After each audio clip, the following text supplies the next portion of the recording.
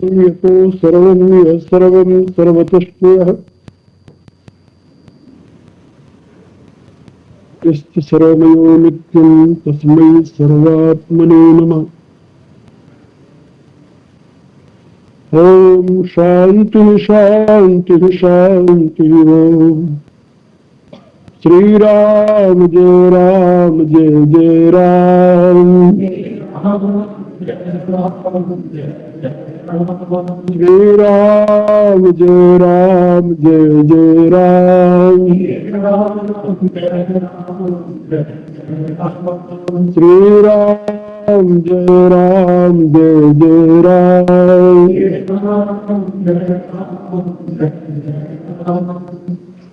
मेरी प्रिय आत्माओं, करुणा निधान भगवान की करुणा सदैव आप सभी के लिए कल्याणकारिणी हो, यह मेरी आंतरिक शुभकामना। यहाँ 5 दिन के लिए सत्संग रखा गया था। इसमें 2 दिन पूरे हो गए हैं, 3 दिन और है, आज कल और परसों। भगवान ने गीता में एक बात कही है, बहुत महत्वपूर्ण बात है। मैं 3 दिनों में आप लोगों को उसी बात की व्याख्या समझाऊंगा। मनुष्य का जो आंतरिक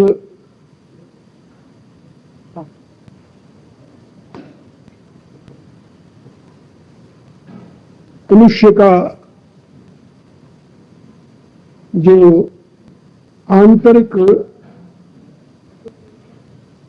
जीवन है, उसकी चाह है सदैव सुख में, प्रकाश में रहने की। वह कभी भी दुख को, अंधकार को पसंद नहीं करता।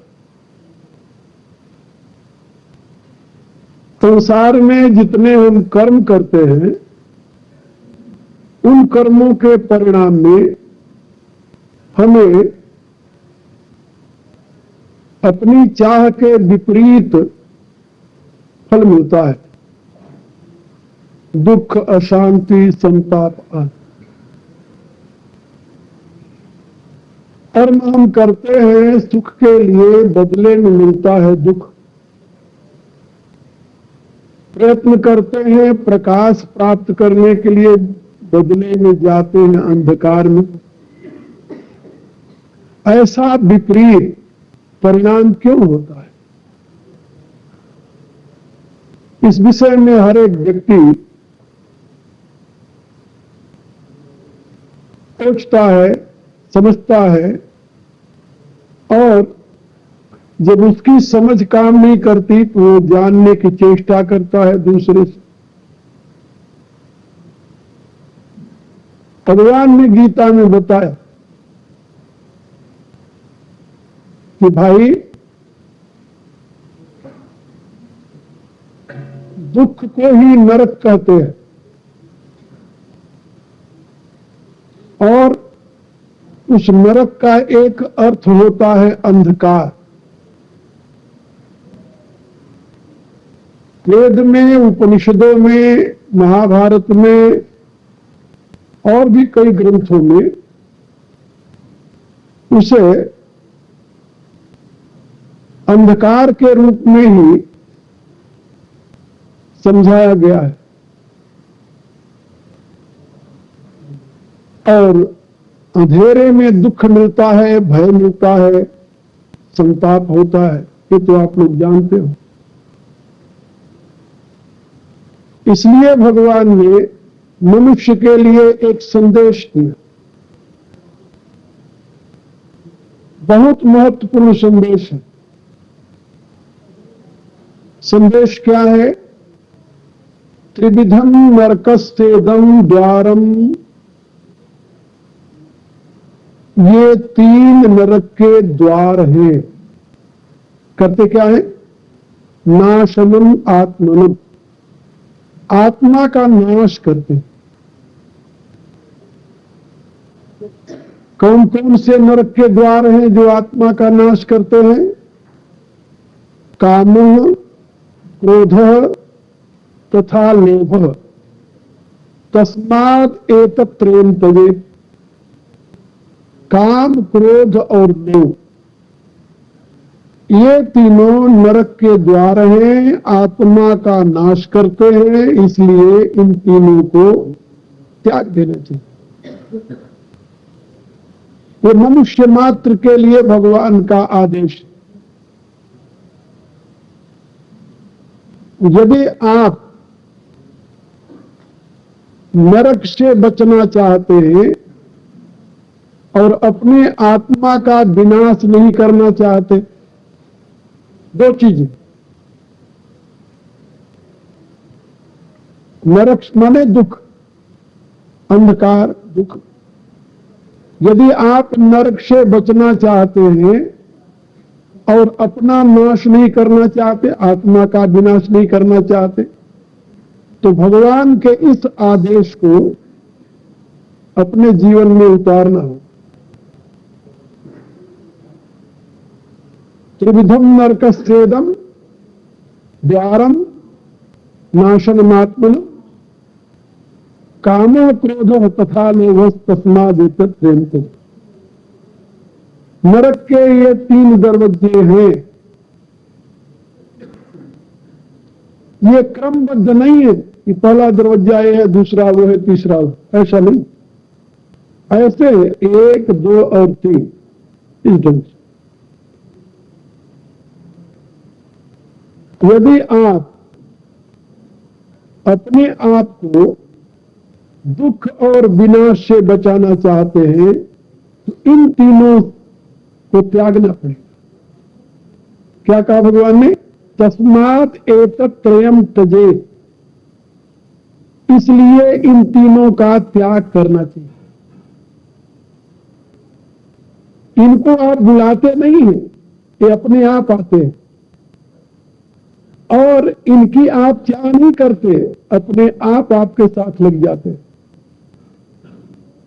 और ये आज से नहीं है, जन्म से आपके साथ। ये काम, क्रोध और लोभ जो 3 है, इन तीनों को कोई बुलाता नहीं है। इसके लिए आपको कहीं ट्रेनिंग नहीं लेनी पड़ती। इनके लिए कोई प्रयत्न नहीं करना पड़ता कि काम हमारे में आ जाए, क्रोध हमारे में आ जाए, लोभ हमारे में आ जाए। नहीं, ये अपने आप आते हैं, ये स्वभावतः आते हैं, सहज आते हैं। सहज कैसे आते हैं जानते हो? जैसे जमीन को बंजर बनाने के लिए कोई प्रयत्न नहीं करना पड़ता, जमीन बंजर अपने आप बन जाती है। और जमीन को उपजाऊ बनाने के लिए प्रयत्न करना पड़ता है। यदि आप चाहें कि जमीन में कोई अच्छी चीज पैदा हो, गेहूं पैदा करना चाहें या और कोई मूल्यवान वस्तु पैदा करना चाहें जमीन में, तो जमीन को जोतना पड़ेगा, उसके कूड़े करकट को निकालना पड़ेगा, उसमें खाद और पानी लगाना पड़ेगा, फिर अच्छा बीज डालना पड़ेगा, तब तो आपको वो मिलेगी। क्या मिलेगी? जमीन की अच्छी पैदावार, जिसको आप चाहते हैं। लेकिन जमीन को यदि बंजर बनाना है तो फिर आपको कुछ नहीं करना पड़ेगा। जमीन में कूड़े करकट पैदा करना है तो उसके लिए आपको कोई प्रयत्न करने की जरूरत नहीं है। तो जैसे गंदगी नेचुरल यानी स्वभावतः आ जाती है और अच्छाई के लिए प्रयत्न करना पड़ता है। किसी आदमी को विद्वान बनना है तो उसे स्कूल कॉलेज में पढ़ना पड़ेगा, लेकिन किसी आदमी को मूर्ख बनना है तो क्या करना होगा? तो उसके लिए कोई ट्रेनिंग सेंटर नहीं ना, उसके लिए कहीं जाने की जरूरत नहीं, कहीं पढ़ने की जरूरत नहीं, कहीं ट्रेनिंग लेने की जरूरत नहीं। अज्ञान और मूर्खता व्यक्ति में स्वभावतः आ जाएगी। तो इसी प्रकार से ये 3 जो दोष है, काम, क्रोध और लोभ, इनकी कहीं ट्रेनिंग नहीं ली जाती। ये स्वतः आते हैं, अपने आप आते हैं। और कैसे आते हैं? अनेक जन्मों के संस्कार से। ये बहुत ही महत्वपूर्ण बात है। इसमें भगवान ने पहला स्थान काम को दिया। काम, काम, क्रोध और लोभ। तो पहला काम को स्थान क्यों दिया जानते हो? इसलिए कि काम से ही क्रोध और काम से ही लोभ पैदा होता है। काम मूल है।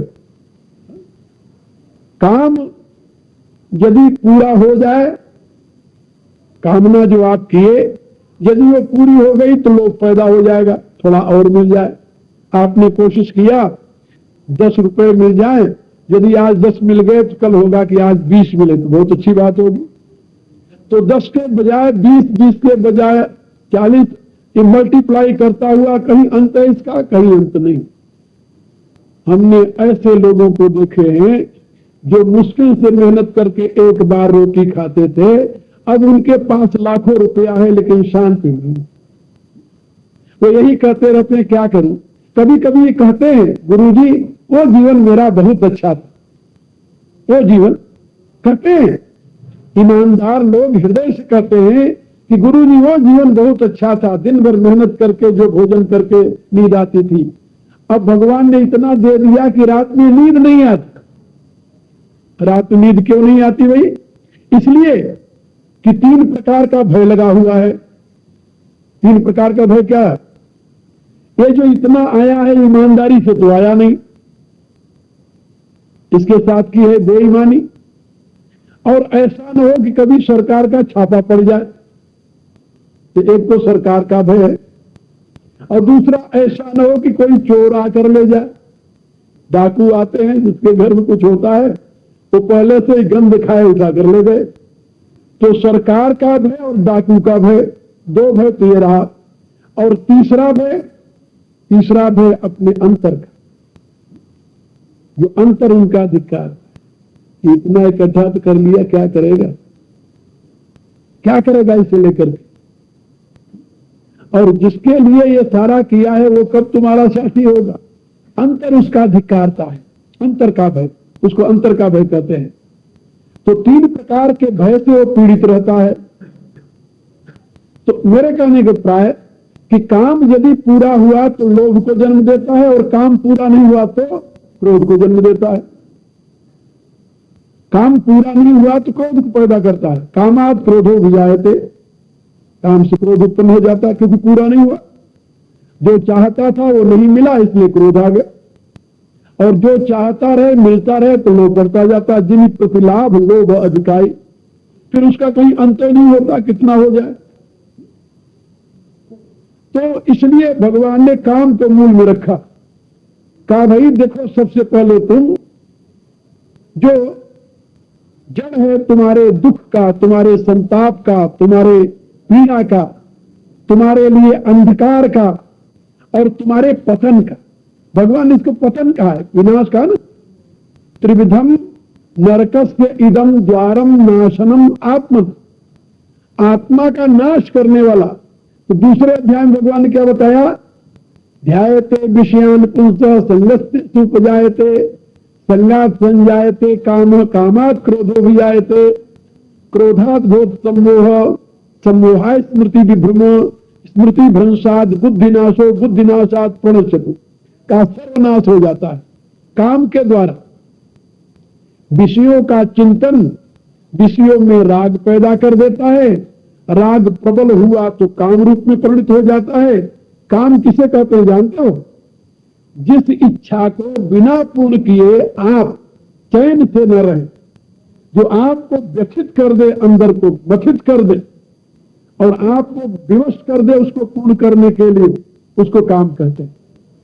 और यदि ये प्रबल रूप नहीं आया तो उससे पहले क्या होगा? उससे पहले होगा वासना। बीज रूप में वासना है और फिर बृहद रूप में काम हो जाता है। वही वासना काम हो जाती है और काम पूर्ण हुई तो तृष्णा हो जाती है। तो उसके ये ग्रेडेशन है, उसके स्तर है, कैसे बढ़ती है। तो भगवान ने कहा कि भाई याद रखो, तुम्हारी आत्मा का पतन और तुम्हारे लिए दुख की सामग्री, त्रिविधम नरकस्योदम, इसलिए नरकम, नरक शब्द के कई अर्थ होते हैं। उसमें उपनिषदों में तो ये बताया वेद में, असूर्यानाम ते लोका अंधेन तमसावृता तांस्ते प्रत्याभिगच्छन्ति एकेत्यात्मनो जना। असूर्यानाम, असूर्यानाम माने जहां घोर अंधकार रहता, जहां प्रकाश नहीं होता। मनुष्य जीवन में जब आप आते हो तो आपको प्रकाश मिलता है ज्ञान का, लेकिन मनुष्य से इतर योनियां जो है, पशु पक्षी कीट पतंग आदि, इनमें प्रकाश नहीं है, इनमें बोध नहीं है। ये सब परतंत्र योनियां हैं, परकस योनियां हैं। इनके पास जितना साधन भगवान ने दिया है उसी का प्रयोग कर सकते हैं, लेकिन मनुष्य जीवन में ज्ञान का प्रकाश होता है तो जितना साधन उसके पास है उसकी अधिक वृद्धि करता है। क्योंकि मनुष्य जो है वो यंत्र का निर्माता है, यंत्र का निर्माता। जितना उसके पास बल है उससे कई गुना बल पैदा कर लेता है अपने बुद्धि से। अब देखिए, एक व्यक्ति के हाथ में एक एटम बम दे दो और वो चाहे तो करोड़ों व्यक्तियों का वध कर सकता है। अपने हाथ से तो नहीं कर सकता ना, हाथ से नहीं कर सकता, लेकिन उस यंत्र से कर सकता है। तो यंत्र मारक शक्ति बढ़ाई मनुष्य ने अपनी बुद्धि से, तो यंत्र का निर्माता हो गए। अपने दौड़ कर चले तो मुश्किल से 1 घंटे में 2, 3, 4 मील जा सकता है। 5 मील बहुत दौड़े, 10 मील चला जाएगा। लेकिन उसने एक ऐसा यंत्र बनाया है जो 1 घंटे में 1000 मील की रफ्तार से चलता, हवाई जहाज जिसे कहते हैं। तो ये मनुष्य जो है तो अपनी बुद्धि के बल से अपनी शक्ति को कई गुना अधिक बढ़ा देता है बुद्धि के द्वारा, यंत्र के माध्यम से। और ये जो उसमें शक्ति आई है ये प्रकाश के नाते, ज्ञान के नाते, क्योंकि उसके पास बुद्धि है। और ये काम पशु नहीं कर सकता। पशु के पास जितना बल मिला है उतने रहेगा। शेर के पास पंजे मिले हैं 4 और दाढ़ें मिली है 2, यही उसके पास हथियार है, इसके सिवा और कुछ नहीं कर सकता हो। लेकिन मनुष्य के पास न तो उसके समान पंजे हैं न तो उसके समान दाढ़ें हैं, लेकिन वो बंदूक की गोली लेकर उस शेर को मार देता है या धनुष के ऊपर बाण चढ़ाकर मार देता है। तो यंत्र बनाने वाला, यंत्र मेकर, इसको कहते टूल मेकर। तो human being is not only intelligent person but he is tool maker too. मनुष्य जो है वह केवल बुद्धिमान ही नहीं है, वो टूल मेकर है, यंत्र का निर्माता है वो। और यंत्र निर्माण करके वो अपनी शक्ति को कई गुना बढ़ा लेता है। ये मनुष्य की विशेषता है। लेकिन यदि इस योनि से अपना उत्थान नहीं किया तो क्या होगा? असूर्यानाम ते लोका अंधेन तमसावृता। वेद कहता है फिर गिर करके उसी पशु योनि में जाएगा, अंधकार में योनि में जाएगा, जो घोर अंधकार से भरा हुआ है, जहां प्रकाश नाम की कोई चीज नहीं। इसलिए 2 बातें कही यहां वेद। असूर्यानाम ते लोका, वह योनि, वहां लोक माने योनि, और अंधेन तमसावृता, प्रकाश रहित और घोर अंधकार से भरा हुआ, ऐसा स्थान उसे प्राप्त होगा, यानी ऐसी योनियों में जाएगा। उसे कहते हैं नरक। और सरल शब्दों में न अर्क, अर्क कहते हैं प्रकाश को, लाइट को, प्रकाश को अर्क कहते हैं। नरक शब्द का अर्थ होता है जहां पर वो अर्क यानी प्रकाश नहीं है, ऐसा अंधकार में। और एक जगह नारक कहा है, तो नारक का अर्थ होता है दुख में, जहां दुख मिलता है, पीड़ा मिलता है, परतंत्रता मिलती है। ये सब परतंत्र होते हैं प्राणी। तो यदि आप अपने जीवन को उस गर्त में गिराना चाहते हैं और अपना पतन माने नाश करना चाहते हैं, तब तो आप काम का साथ दीजिए, क्रोध का साथ दीजिए, लोभ का साथ दीजिए, इन तीनों को संगी बन जाइए। और यदि आप इनसे बचना चाहते हैं तो भगवान के संदेश को पकड़िए। सबसे पहले काम क्रोध तथा लोभ तस्माद् एतत्त्रयं। तो सबसे पहले काम क्या है इसको समझो और काम का त्याग कैसे किया जाए, आज मैं आप लोगों को यही बताऊंगा। काम क्या है, काम का जन्म कैसे होता है। और उससे छुटकारा कैसे मिलता है। यदि काम के रहस्य को आप समझ जाएं तो क्रोध के रहस्य को आप समझ जाएंगे, फिर लोभ के रहस्य को भी समझ जाएंगे। तो ये 3 दिनों में मैं आप लोगों को इन तीनों का स्वरूप और उनसे मुक्त होने का उपाय, ये 2 बातें मैं बताऊंगा। आप लोग सावधानी से इसे सुनें। भगवान का कथन है कि काम जो है ये रजोगुण से उत्पन्न होता है। काम एष क्रोधेश रजोगुण समुद्भव। हमारे यहां शास्त्र में एक बड़ी सुंदर व्यवस्था है और वो व्यवस्था सांख्य शास्त्र की है और जो हमारे जीवन के हर एक क्षेत्र में लागू होती है। तो व्यवस्था क्या है? कार्य कारण रूप की। इसको कहते हैं सत्कार्यवाद की व्यवस्था। कोई कार्य कहीं है तो उसका कारण जरूर होगा और जब तक वो कारण रहेगा तब तक कार्य रहेगा। कारण के रहते हुए कार्य का नाश नहीं होगा। थोड़ी देर के लिए उसको हटा भले दिया जाए लेकिन उसको मिटाया नहीं जा सकता। ये शास्त्र का कथन है। तो भगवान से पूछा गया कि काम का मूल कारण क्या है, तो भगवान ने कहा काम का कारण है रजोगुण। मैंने अपने ये धर्म विज्ञान भाष्य में इसकी बड़ी विस्तार के साथ व्याख्या की और ये समझाया। आप ऐसे समझ लो सरल शब्दों में, ये आपकी जो बुद्धि है, बुद्धि जिसे ब्रह्मचर्य कहते हैं, बुद्धि, ये बुद्धि आपका जीवत्व है, आपका इंडिविजुएशन, आपका व्यक्ति भाव, आपका व्यक्ति भाव दे हूं ऐसा। ये बुद्धि के नाते बुद्धि परमात्मा के प्रकाश से चेतना को ग्रहण कर लेती है, चेतन हो जाती है। तो चेतनता से युक्त बुद्धि जो है उसमें अहम पैदा होता है, मैं पैदा होता है, मैं। अब उसको इस ढंग से कहते हैं कि लाइट तो है परमात्मा की। अब लाइट जब आपके ब्रह्म चक्र में प्रकाश पड़ा तो यहां से लाइट जीवनी शक्ति चेतना आ गई आपकी। और लाइट जब चेतना आई आपके अंदर तो चेतना के साथ अहम का जन्म हुआ। अब अहम का जो जन्म हुआ इसका मुंह बाहर की तरफ है।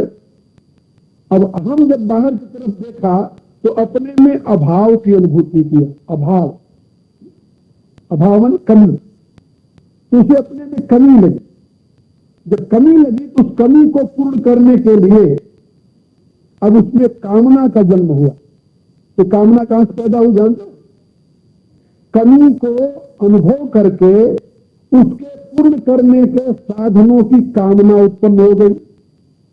और कमी क्यों महसूस हुई? अहंकार के नाते, अहम मैं के नाते। और मैं कहां से आया? चेतना के नाते। चेतना कहां से आई? परमात्मा के प्रकाश से। किसमें आई? बुद्धि में। तो बुद्धि में चेतना का जागरण हुआ परमात्मा के प्रकाश। अब उस चेतना में, चेतना से अहम पैदा हुआ। तो अहम है तो स्वयं में पूर्ण, तो प्रकाश तो परमात्मा का है ना। तो परमात्मा तो अनंत है, वहां सीमा नहीं है। लेकिन जब अहम पैदा हुआ तो अहम के सामने सीमा दिखाई दिया। अब सीमा के नाते उसमें अभाव की अनुभूति हुई, कमी की। अब कमी की अनुभूति जो है यही कामना को जन्म देती है। अब ये जो कमी की अनुभूति हुई, यहां पर तो प्रश्न होता है कि चित्त में जब चेतन का प्रकाश हुआ और चेतन से अहम पैदा हुआ तो अहम को अपने कारण की तरफ क्यों नहीं ध्यान गया, बाहर क्यों ध्यान गया? तो गीता में भगवान ने बताया कि अहम जब पैदा होता है तो अहम रजोगुण से पैदा होता है। ये 3 गुण हैं, बुद्धि में 3 गुण हैं अनादिकाल से, सतोगुण, रजोगुण, तमोगुण। तो बुद्धि सहज रूप से सतोगुणी है।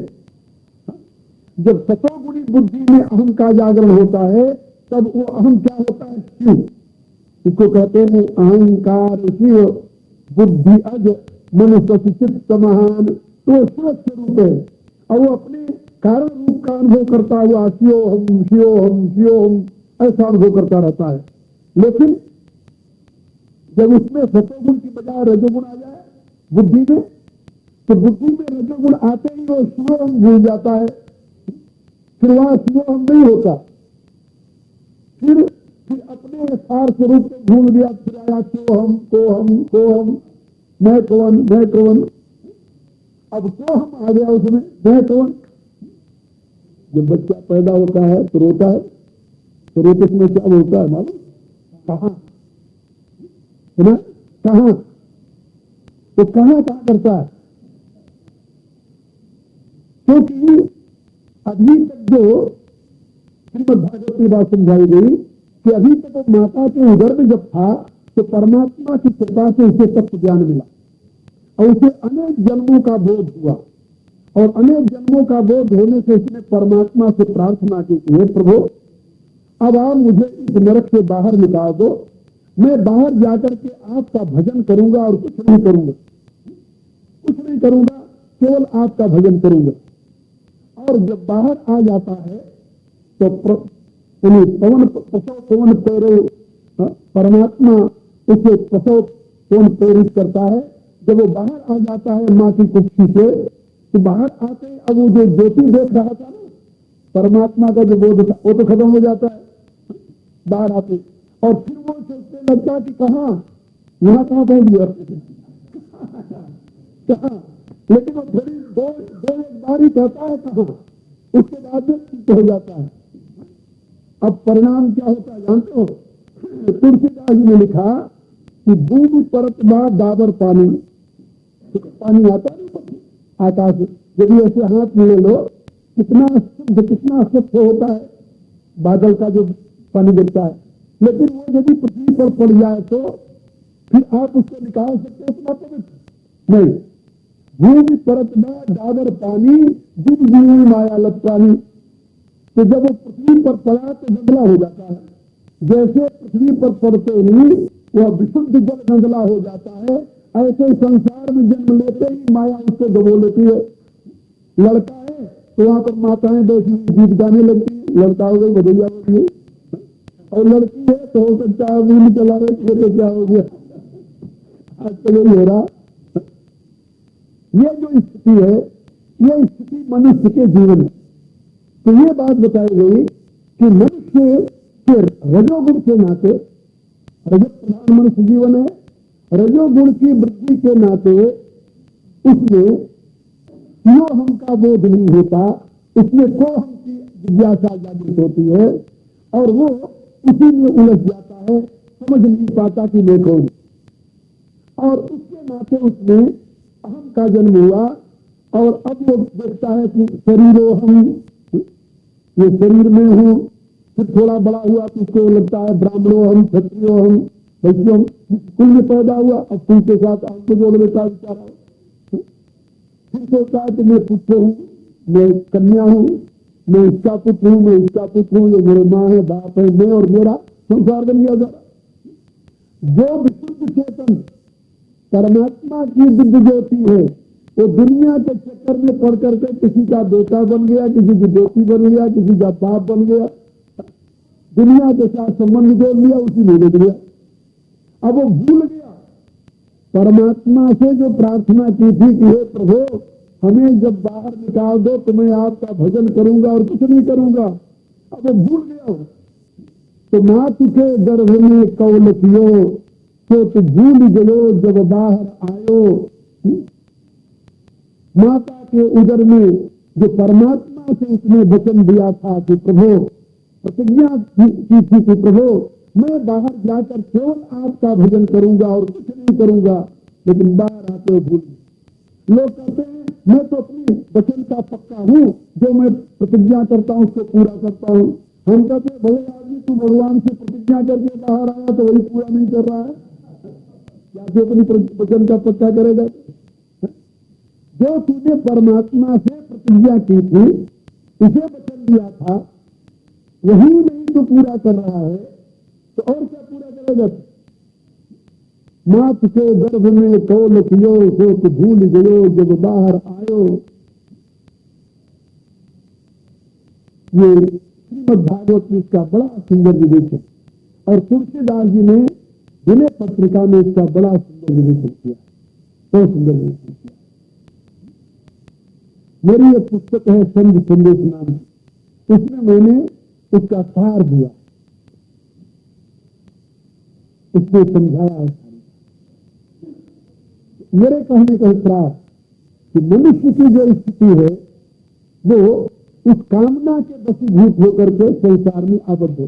ये कामना उत्पन्न होती है रजोगुण, रजोगुण से कामना उत्पन्न हुई। अब जब तक रजोगुण बना रहेगा तब तक कामना नहीं जा सकती। यदि आप कामना से मुक्त होना चाहते हैं, काम से मुक्त होना चाहते हैं, तो रजोगुण को पहले हटाइए, क्योंकि बीज के रहते हुए वृक्ष का नाश नहीं होता, कारण के रहते हुए कार्य का नाश नहीं होता। यदि रजोगुण रूपी कारण आपकी बुद्धि में रहेगा तो आप कभी भी उसके कार्य रूपी कामना को नहीं हटा सकते।